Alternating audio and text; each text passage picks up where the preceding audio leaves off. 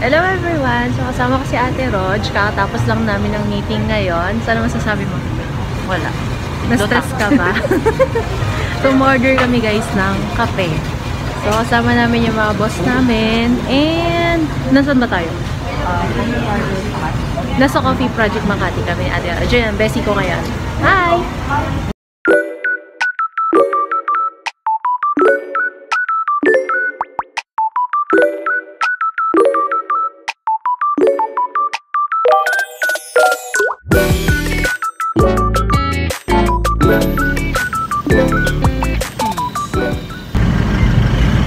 Hello everyone! So ayan, nag-uwian na kami.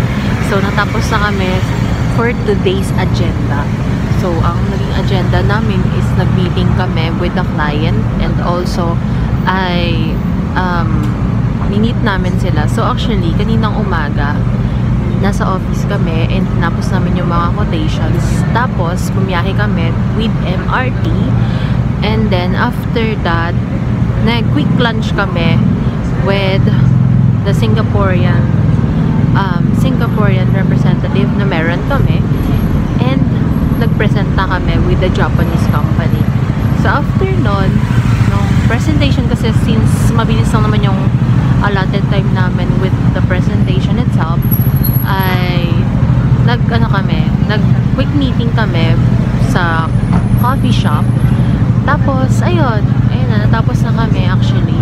And currently, nagwe-wait ako dito sa may lobby ng Greenbelt 5 kasi nagpasundo na lang ako kasi sobrang traffic na ngayon pag magkakommute pa ako.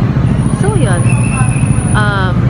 siguro hindi ko pa isa-summarize yung week kasi hindi pa naman siya tapos and upcoming pa naman yung week.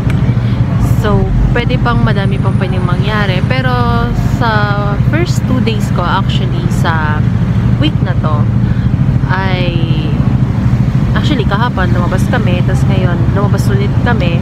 So, tomorrow, probably, hindi na ako lalabas. So, tatapusin ko na yung mga quotation, mga paperworks.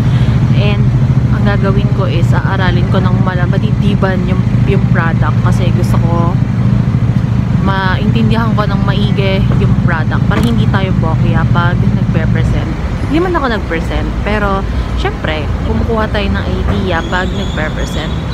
So, ayun.